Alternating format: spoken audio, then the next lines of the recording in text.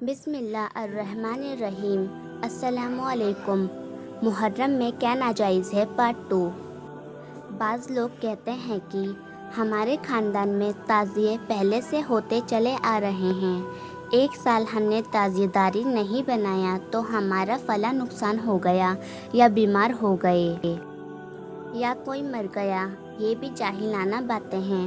پہلے تو ایسا ہوتا نہیں، اور ہو بھی جائے تو یہ ایک شیطانی چال ہے۔ وہ چاہتا ہے کہ تم حرام کاریوں میں لگے رہو اور خدا اور رسول سے دور رہو۔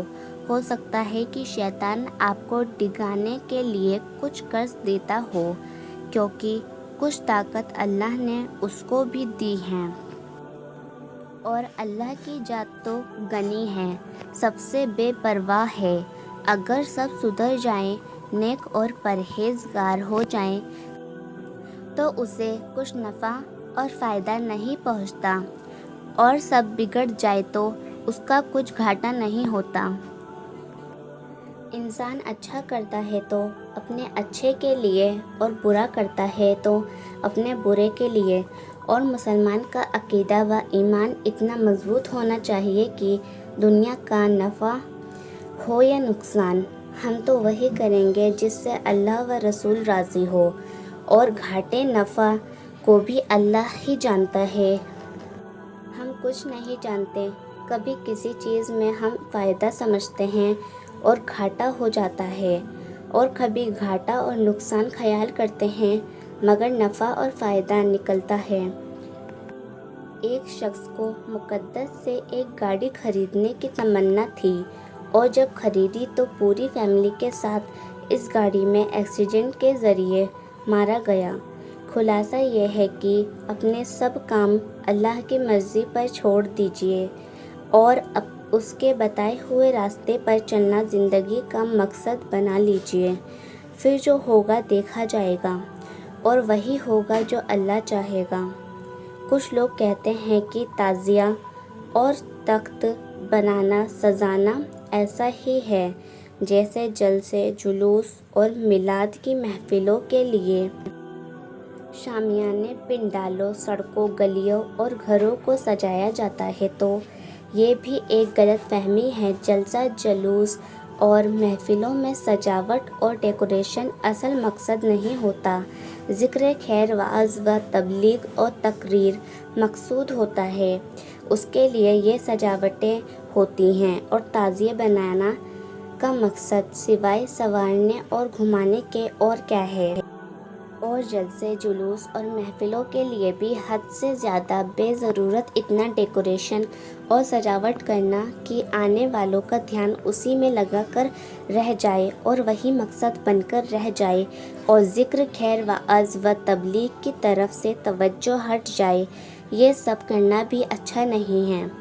اور ان سب سجاوٹوں میں بھی آپس میں مقابلے اور فخر و مباحثت خلاف شرع باتیں ہیں، خاص کر غریبوں، مزدوروں سے زبردستی چندے لے کر۔ یہ سب کام زیادتی ہیں، بجائے ثواب کے گناہ بھی ہو سکتا ہے، کیونکہ غریبوں کو ستانا اسلام میں زیادہ برا کام ہے۔ محفلیں، مجلسیں کبھی کبھی بغیر سجاوٹ اور ڈیکوریشن کے بھی ہوتی ہیں، اور تعزیہ تو سجاوٹ ہی کا نام ہے، یہ نہ ہو تو پھر تعزیہ ہی کہاں رہا۔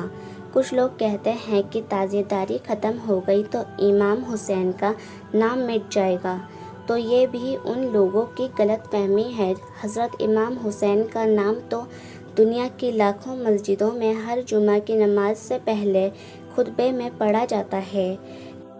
پیری مریدی کے اکثر سلسلے ان سے ہو کر رسول خدا تک پہنچتے ہیں، اور جب شجرے پڑھے جاتے ہیں تو امام حسین کا نام آتا ہے۔ قرآن کریم کے 22ویں پارے کے پہلے رکوع میں جو آیت تطہیر ہے، اس میں بھی اہل بیت کا ذکر موجود ہے، اور تو اور خود نماز جو اللہ کی عبادت ہے، اس میں بھی آل محمد پر درود پڑھا جاتا ہے صلی اللہ تعالی علیہ وسلم۔ اس کے علاوہ کتنے جلسوں، جلوسوں، محفلوں، مجلسوں، نعروں، نظموں میں ان کا نام آتا ہے، یہ سب دنیا جانتی ہے، میرے بتانے کی ضرورت نہیں۔ اور صحیح بات یہ ہے کہ امام حسین کا نام تو ہر مسلمان کے دل میں اللہ تعالیٰ نے لکھ دیا ہے، اور جس کے دل میں امام حسین کا نام نہیں وہ مسلمان کہلانے کا حقدار نہیں۔ تو بھائیوں، جس کا ذکر نمازوں میں، خطبوں میں، قرآن کی آیتوں میں اور ہزاروں محفلوں، مجلسوں اور خانقاہی شجروں میں ہو، اس کا نام کیسے مٹ جائے گا؟ تاجداری اور اس کے ساتھ جو تماشے ہوتے ہیں، اس سے تو حضرت امام پاک کا نام بدنام کیا جاتا ہے۔ جو لوگ کہتے ہیں کہ تاجداری ختم ہو گئی تو امام حسین کا نام مٹ جائے گا، میں ان سے پوچھتی ہوں کہ حضرت امام پاک سے پہلے اور بعد میں جو ہزاروں لاکھوں حضرات انبیاء و اولیاء و شہداء ہوئے ہیں، ان میں سے کس کس کے نام تاجداری یا میلے تماشے ہوتے ہیں؟ کیا ان سب کے نام مٹ گئے؟ حق یہ ہے کہ تاجداری ختم ہونے سے امام حسین کا نام نہیں مٹے گا، بلکہ تاجداروں کا نام مٹ جائے گا۔ اور آج کل تاجداری اپنے نام کے لیے ہی ہو رہی ہے، امام حسین کے نام کے لیے نہیں۔ دیکھا نہیں یہ تاجدار اپنی ناموری کہ میرا تازیہ سب سے اونچا، سب سے اچھا رہے اور آگے چلے، اس کے لیے کیسے کیسے جھگڑے کرتے ہیں، خود بھی لڑتے مرتے ہیں اور اوروں کو بھی مرواتے ہیں۔ ویڈیو پسند آئے تو لائک، شیئر، کمنٹ اور چینل کو سبسکرائب ضرور کریں۔